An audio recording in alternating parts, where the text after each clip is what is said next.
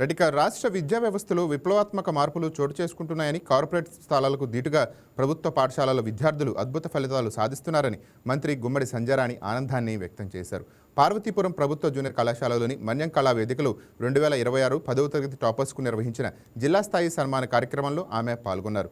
వరుసగా 4సారి పార్వతీపురం మన్యం జిల్లా రాష్ట్రంలోనే మొదటి స్థానంలో నిలిచి రికార్డు సృష్టించిందని అన్నారు. 500 మంది విద్యార్థులు 590 మార్కులు సాధించి జిల్లా గర్వపడేలా చేశారని అన్నారు. రాజముద్రతో కూడిన పుస్తకాలు, యూనిఫామ్లు, నాణ్యమైన షూస్, బెల్టులు మరియు బ్యాగుల పంపిణీ విద్యార్థుల్లో ఆత్మవిశ్వాసాన్ని నింపిందని అన్నారు. జిల్లాలో ఫస్ట్ క్లాస్ వచ్చిన విద్యార్థులను మంత్రి సంజయరాణి సన్మానించారు.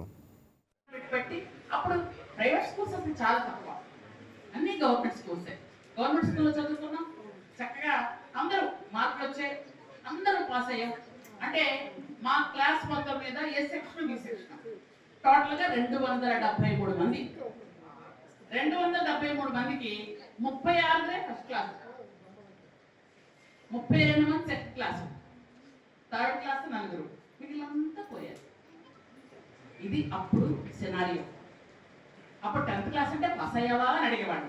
ఇప్పుడు 10th క్లాస్ అంటే ఎన్ని మార్కులు వచ్చాయి అని అడుగుతున్నారు. ఎందుకంటే అప్పుడు పరిస్థితులు ఇప్పుడు పరిస్థితులు అంటే అలాగే ఉండమని నేను చెప్పట్లేదు, పరిస్థితులు మారుతున్నాయి. ఇందాక మా సోదరుడు చెప్పినట్టుగా 10th క్లాస్లో బాగా చదివేసి ఇంటర్మీడియట్లో కొట్టేసి డిగ్రీ కొట్టేసిన వాళ్ళు కూడా ఉంటారు. ఎందుకు అంటే ఇప్పుడు ఇంటర్మీడియట్లో అలా చేయరు. కారణం ఏంటంటే మనం ఇంటర్మీడియట్ ఎట్లాంటి ఇంటర్మీడియట్ పెడుతున్నాము అంటే అది గవర్నమెంట్దైనా ప్రైవేట్దైనా వాళ్ళకి చేయలే, తాళాడేసేస్తాం.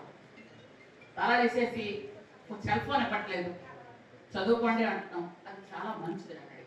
ఎందుకనంటే ఇంటర్మీడియట్లో అంటే వాళ్ళ ఆలోచన ధోరణి మారడానికి అవకాశం ఎక్కువ ఉంటుంది. కాబట్టి పిల్లలు 2 సంవత్సరాలు బాగా చదువుకుంటే వాళ్ళు 17-18 సంవత్సరాలకు వస్తారు. కాబట్టి అప్పుడు వాళ్ళు కొంచెం ఆలోచించుకోగలుగుతారు.